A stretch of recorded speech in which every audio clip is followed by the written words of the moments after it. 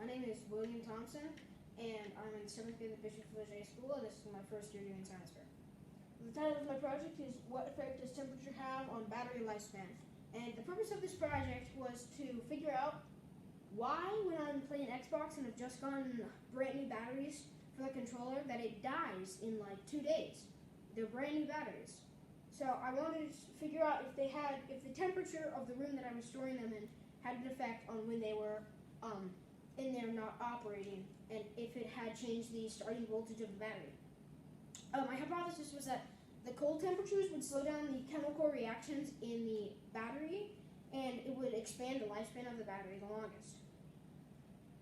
During this project, I learned the basics of how a battery works, and that they are not simple things. They are very complex objects. And I also learned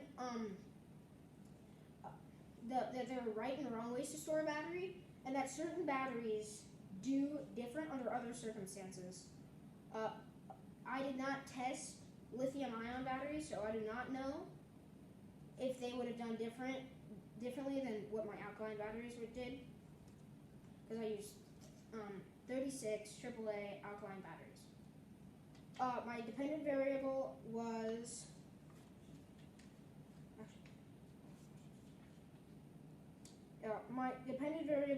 the voltage of the battery when checking the multimeter, because they were running. The flashlights that the batteries were in were running for the 12-hour periods that I kept them in.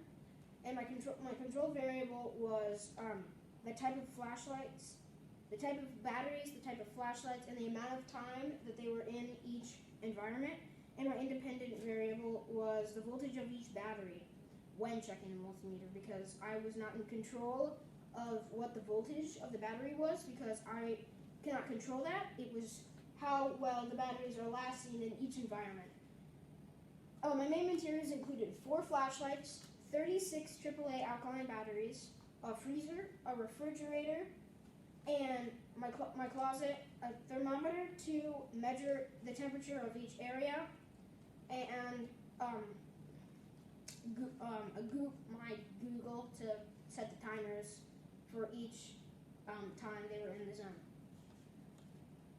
I would put the batteries in these packs, 3 batteries in each of the packs, and put the packs in the flashlights. And I would put the flashlights in each area for 6 hours and check for 6 days and check every 12 hours, which would be a total of 144 hours that they are in each area.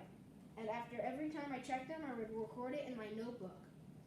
I did this 3 times, and at the end of all 3 trials, I took all of these photographs and of all my materials and of my flashlights in each area. So we have the closet here, my refrigerator. It was hard to kind of take the picture like that.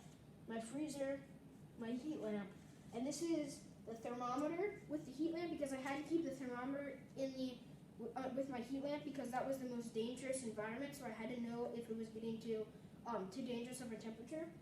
This is the battery packs I used, and this is the multimeter. And this is me taking the measurements of my,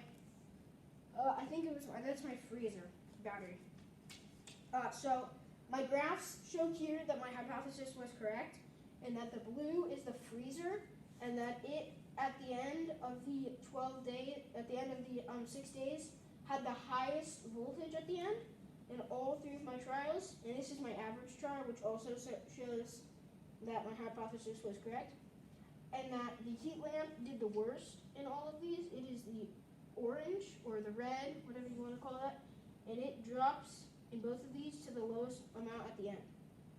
Now, what I would have done, and therefore I've concluded for this project, that for the best temperature to store an operating battery at, you should probably keep it in a cooler temperature.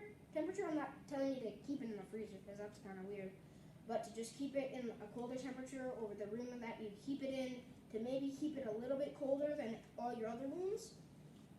But what I would have done differently is I would have bought all my batteries at the same time, because for my first trial and my second trial, I used the batteries that I had on hand. I had 24 batteries on hand.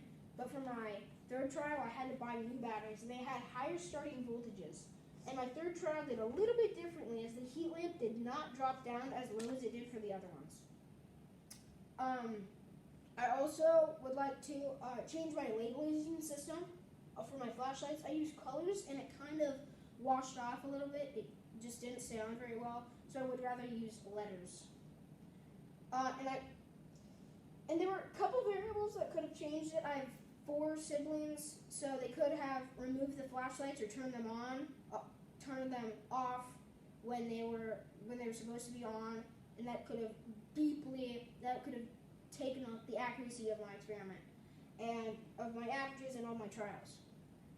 And my house, it loses power a lot, and if the power had gone out, it could have changed the temperatures of the heat lamp, because the heat lamp would have completely shut off because it was connected to an outlet, and my refrigerator and my freezer would have warmed up, and it would have changed the accuracy of those batteries and those flashlights.